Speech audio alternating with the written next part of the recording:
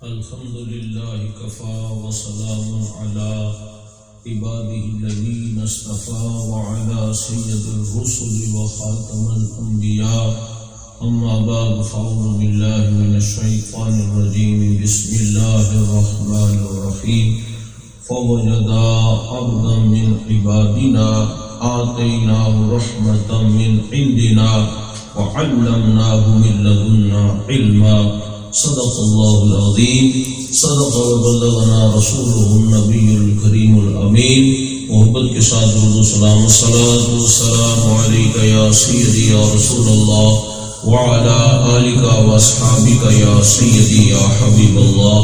نگاہ ولی میں یہ تاثیر دیکھی، بدلتی ہزاروں کی تقدیر دیکھی۔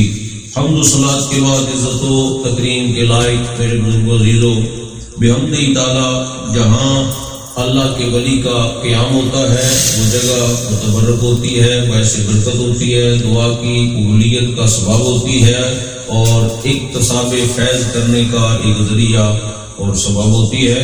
ان کلمات کا میں نے سہارا لیا۔ موسیٰ کلیم اللہ علیہ السلام بھی گئے خضر علیہ السلام کے پاس اکتساب فیض کے لیے۔ میں ایک بات قبلہ عالم امام الذاکرین خواجہ خواجگاں حضور قبلہ عالم شہنشاہ سنگی زندہ پیر صاحب والی استانہ علیہ گمکول شریف آپ کی کرامات کے حوالے سے میں ایک کرامت آپ کی خدمت میں پیش کروں۔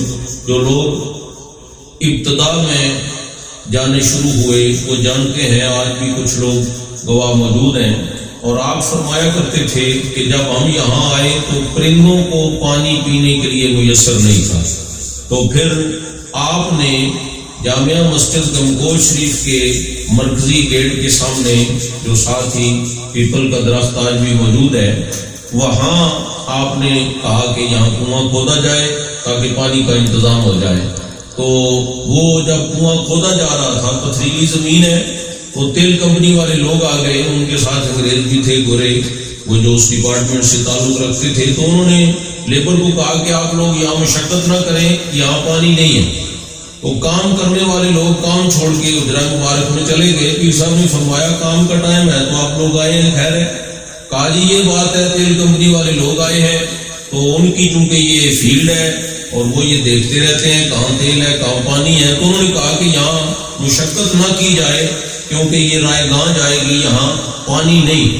تو کبھی رنگ ہے جمالی کبھی شان ہے جلالی، میرے خواجہ پیر زندہ تیری ہر ادا نرالی۔ آپ جلال میں آئے اور فرمایا کنواں کھودو نادان نہ بنو، پانی انگریز کے قبضے میں نہیں خدا کے قبضے میں ہے۔ تو فقیر کی زبان سے نکلی ہوئی وہ بات آج اس کنویں میں اگر گھنٹوں موٹر چلتی رہے تو پانی کی سطح میں کوئی فرق نہیں آتا۔ یہ وہ لوگ ہیں جو منہ سے نکالیں جس کے لیے ہاتھ اٹھائیں، تو رب نے جو انہیں عزتیں عطا فرمائی ہیں اس عزت کے پیش نظر رب ان کی زبان سے نکلی ہوئی بات پوری کر دیتے ہیں اور ان کے اٹھے ہوئے ہاتھوں کو اپنے فضل سے فیضیاب فرما دیتے ہیں۔ اس لیے دنیا کھینچی چلی جاتی ہے۔ اللہ جل مجدہ ان ہستیوں سے ہمیں فیضیاب ہونے کی ہمت توفیق عطا فرمائے۔ وما علیہ الا البلاغ۔